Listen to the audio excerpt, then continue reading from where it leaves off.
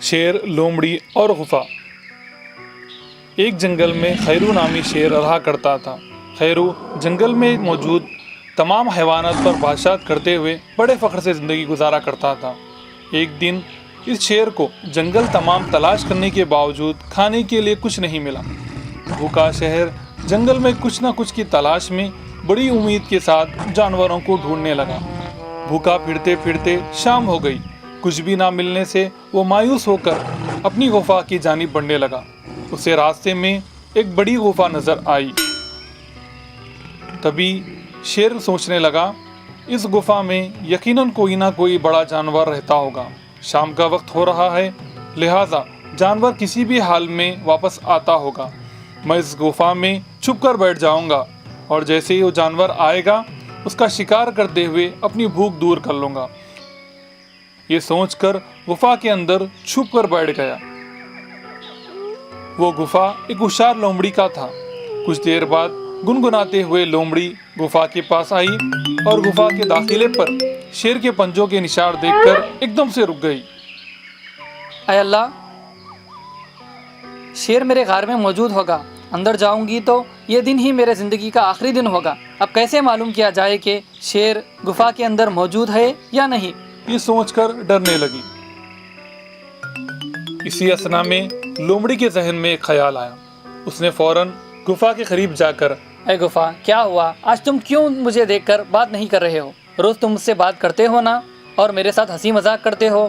آج کیا ہوا تمہیں؟ مجھے لگتا ہے کسی خطرناک جانور کو دیکھ کر تم ڈر گئے ہوگے، اسی لیے تمہارے منہ سے کچھ بات نہیں آ رہی۔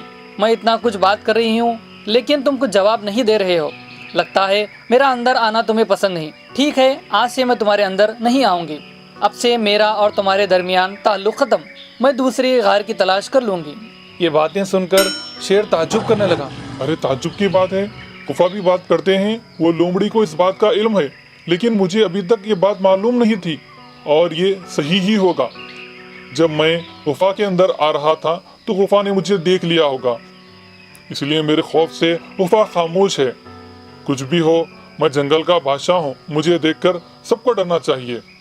ہاتھ آیا شکار اس غفا کی وجہ سے چھوٹ جانے کا خدشہ ہے۔ ٹھیک ہے، غفا کے بجائے میں ہی آواز بدل کر بات کر لیتا ہوں اور اس لومڑی کو اندر بلوا کر اسے ختم کر اپنی بھوک مٹا لیتا ہوں۔ یہ سوچنے لگا اور فوراً بڑی چالاکی سے آواز بدل کر غفا کی طرح بات کرنے لگا۔ ویسا کچھ نہیں ہے دوست، میں یہ جاننا چاہتا تھا کہ تمہارے دل میں میرے لیے کتنی محبت ہے، اس لیے میں خاموش تھا۔ میں تمہارے بغیر ایک دن بھی نہیں رہ سکتا۔ میں تمہارے بغیر کیسے رہ پاؤں گا؟ ہم دونوں کا زندگی بھر کا ساتھ ہے نا؟ جلدی اندر آ جاؤ، تم سے بہت کچھ بات کرنی ہے۔ یہ باتیں سن کر عقل مند لومڑی، اے اللہ، اندر شیر موجود ہے۔ اگر میں نے تدبیر نہیں کی ہوتی تو شیر مجھے کب کی مار ڈال دیتا۔ شیر کی عقل اڑ گئی لگتا ہے۔